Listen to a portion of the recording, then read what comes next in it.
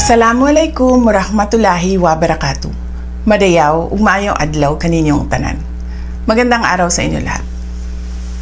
Ang impeachment complaint na inendorso ng akbayan ay isang papel na walang kalakip na kahit anong ebidensyang magpapatunay sa mga paratang na isinasaad dito. Hindi na ito bago.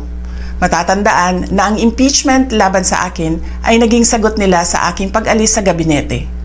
Isang hakbang na isinagawa dahil hindi na maipaliwanag ng Pangulo ang patuloy na pagkalugmok ng bayan sa kahirapan dulot ng kanyang kapabayaan at bisyo. Noong 19th Congress, binuksan pa nila ang isang Investigation in Aid of Legislation. Hindi upang lumikha ng batas, kundi upang magsagawa ng isang malinaw na fishing expedition para sa planadong impeachment laban sa akin. Paulit-ulit nilang ibinandera ang isyung Mary Grace Piatos bilang umano'y bahid ng katiwalian.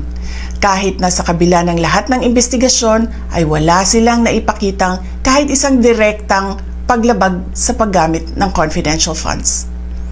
Sumunod na dito ang bentahan ng mga pirma para sa impeachment at ang mga tinaguriang for later release projects na ipinangako umano sa ilang miyembro ng Kamara upang itulang ang impeachment laban sa akin.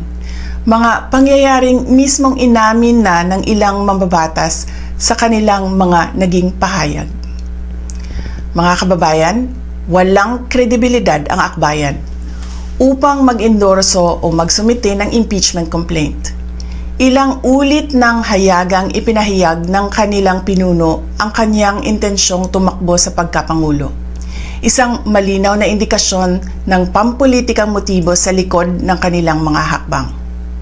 Huwag nating kalimutan ang makasaysayang talumpati noong Agosto 2024 ni Risa Ontiveros, kung saan malinaw niyang inilahad ang tunay na motibo ng akbayan bilang isang grupo.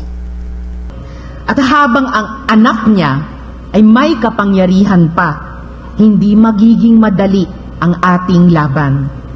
While VP Sara is in power, the threat of a full-blown Duterte comeback is still a very real and present danger.